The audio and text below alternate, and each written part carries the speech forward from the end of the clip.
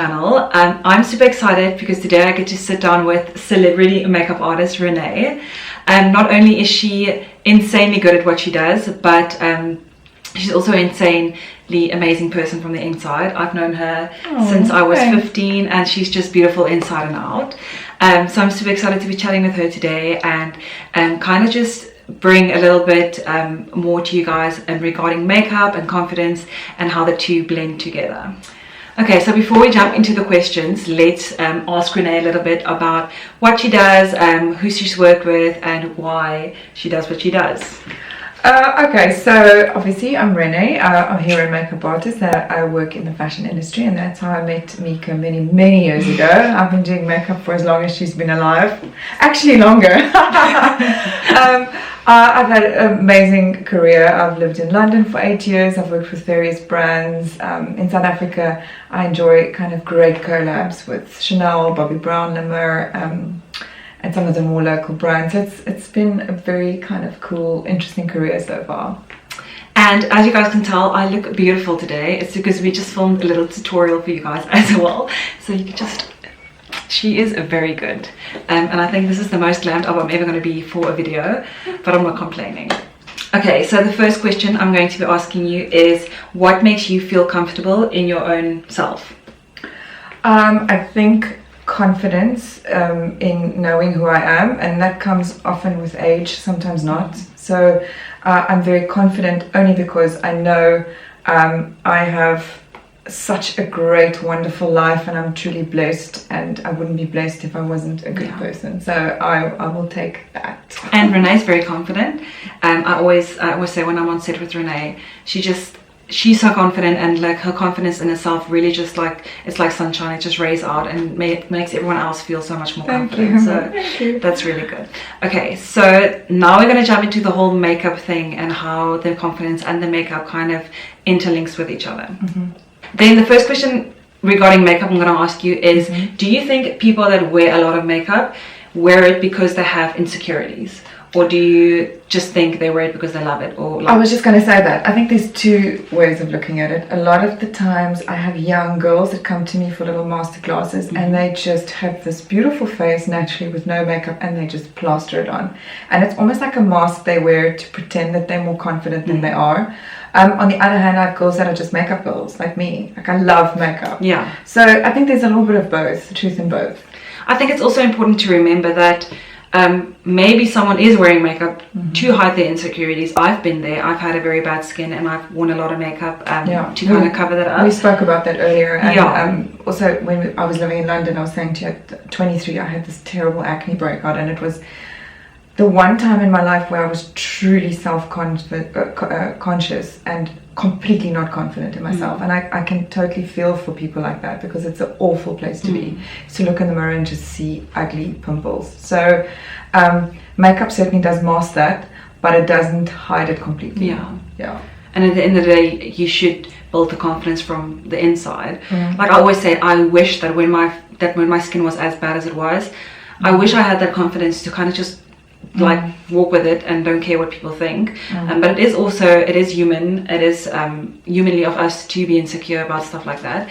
So I think if you have someone close to you who wears makeup to hide their like bad skin or acne or whatever, don't necessarily always like bring it out or tell them, because it's maybe something that hurts them on the inside. I found something, my coping mechanism was my sense of humor. So I would have a terrible breakout and I'd end up at shoot, and there's nothing worse than having a makeup artist with acne do your makeup.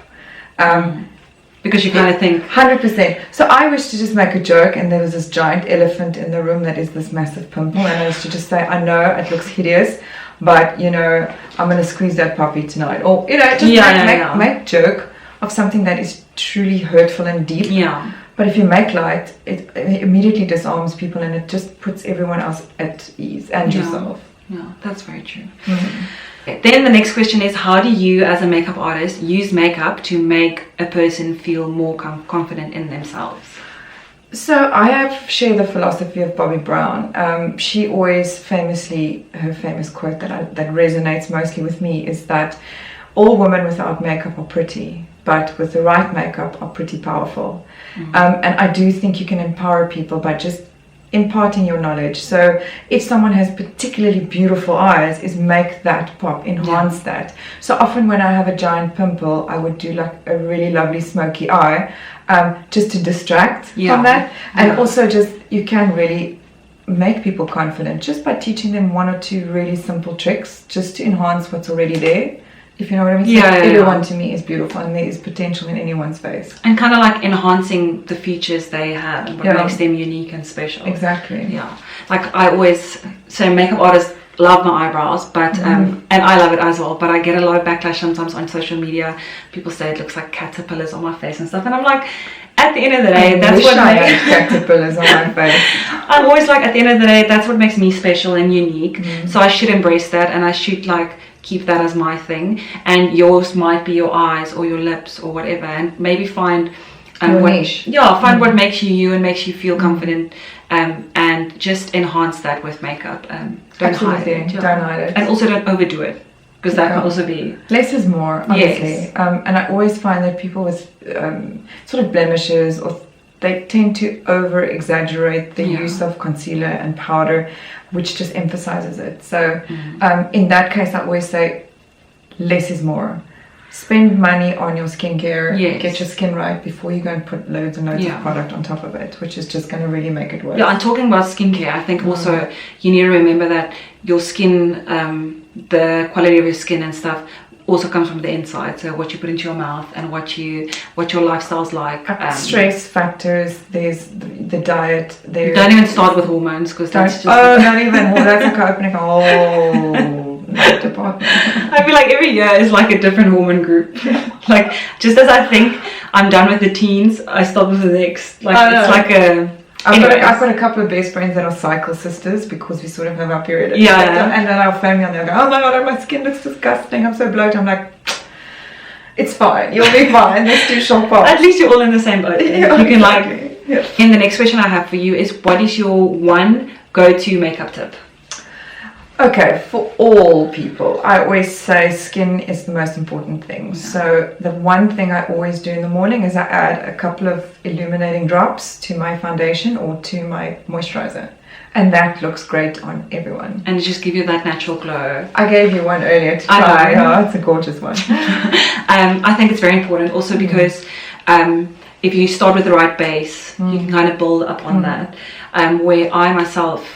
I'm very guilty of I've never been a lover of too much creams and stuff, but then I kind of recently just realized how important it is to moisturize my skin and stuff even before I put makeup on, just because the makeup also sticks better and it looks better, it doesn't go crusty, and it doesn't also, if you have the right foundation on, it also creates a sort of a barrier between your makeup and your actual skin, because you don't want that makeup to absorb, and if you don't have enough moisturizer or hydration, the makeup does disappear, and that is because your skin's thirsty, and it's saying, oh well, that's moisture, let's absorb it. So it's important to have really good skincare and a really good barrier before makeup. So your one makeup tip would be to have a good skincare barrier and like an illuminating or something. It's the weirdest thing. It's not even a makeup tip. It's like more a skincare tip. You can't. But basically, you can't. Skin first, always. Yeah, but basically, you can't do the makeup part good if the skin is bad. Not acne bad. Like if you don't treat the skin right before you apply the makeup.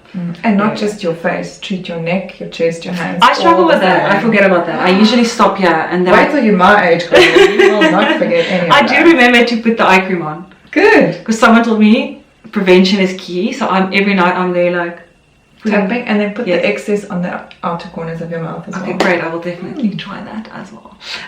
Waste not, want not. Then the next question I have has two sides. It's what's your favorite makeup products? If you have to choose like a high-end one or two, and then also a more affordable one or two. Oh, that's a loaded question. I've got so many favorites. But if I have to say kind of entry level, I do really like clean products as much as I possibly can. Catrice has just come out with ID range, which is amazing. It's clean. I used it on you today quite a lot. So I would say Catrice, Essence, some of those brands are really, really great. We were just talking about Essence, and I've also been using a few Essence stuff, and they're also so affordable and really nice quality.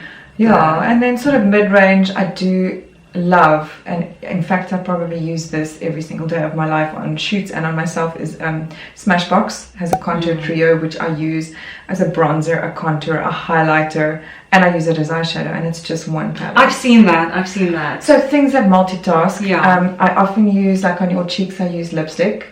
And I always do that. I always use lipstick that can multitask. Oh, that you put, yeah, it just looks so cool. much prettier to me. I love the Maybelline tattoo range, which is what I use on your cheeks and on your lips.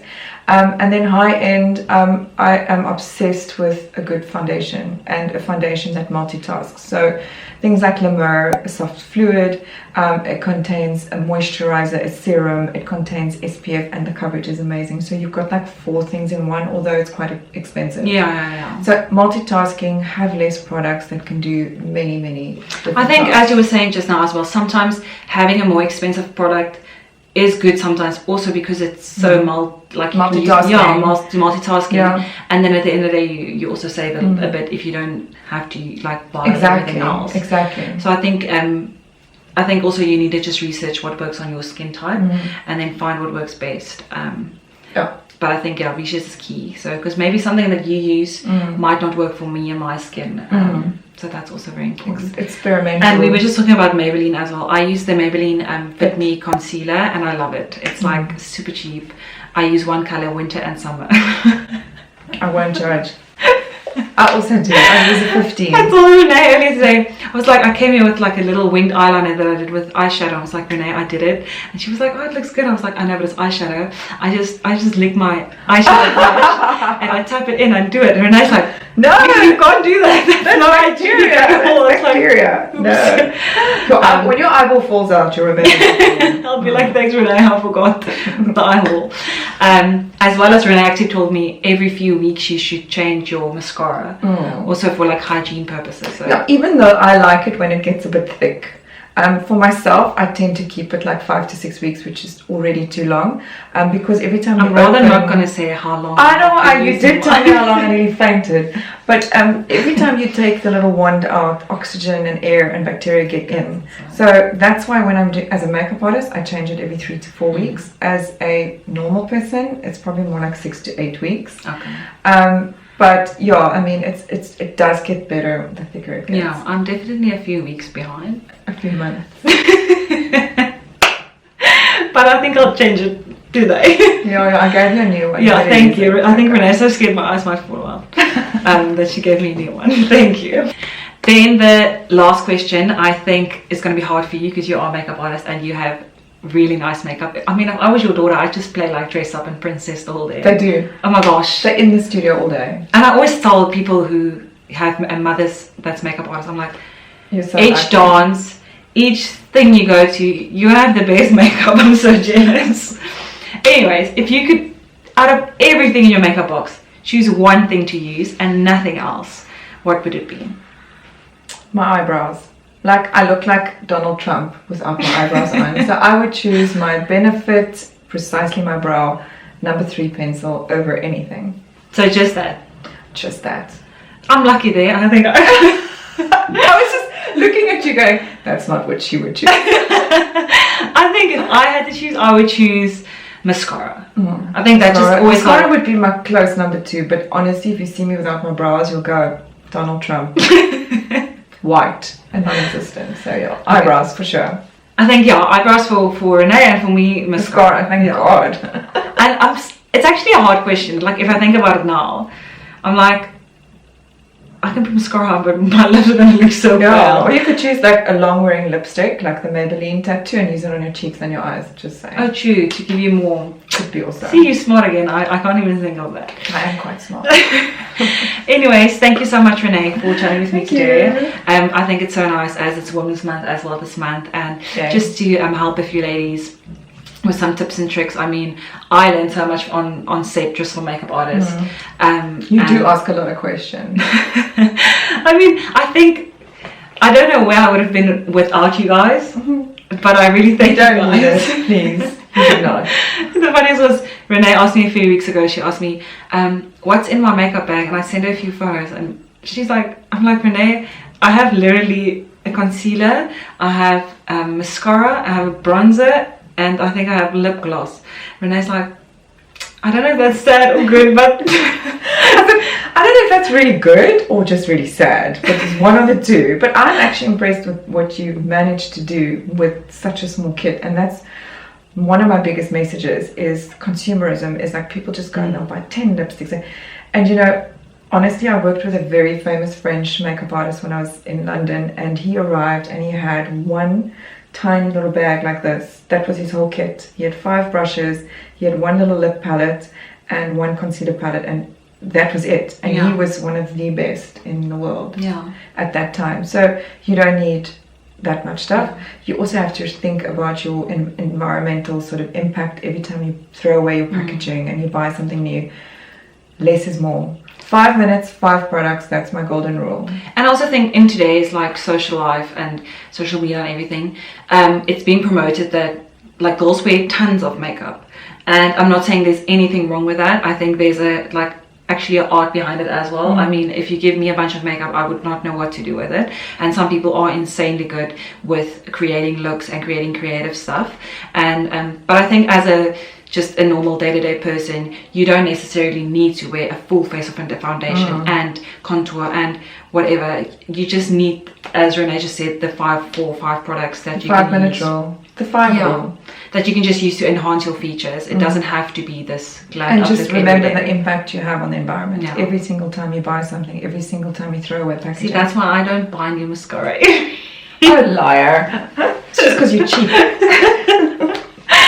Anyways, thank you so much for chatting with us. I can't wait. I think we did a little tutorial. I'll either add it in this video or I'll add it as an extra video. But also keep an eye on my social media on Instagram, and I'll pop Renee's Instagram here as well as in the beginning of the video, so you can go check that out. But thank you so much for chatting with us. Thanks for letting me beat your face. Oh, I'm so happy. I mean, guys, I'm so sad that we're in lockdown, because where am I going to go now to show this beautiful face of makeup? You're just going to have to take lots of selfies. I'm going to go to the couch, and that's just sad. And start working. Plan some Zoom meetings. Within the next half an hour, everyone. Thank you so much. And then hopefully we'll see you on our channel again soon one day. Yay.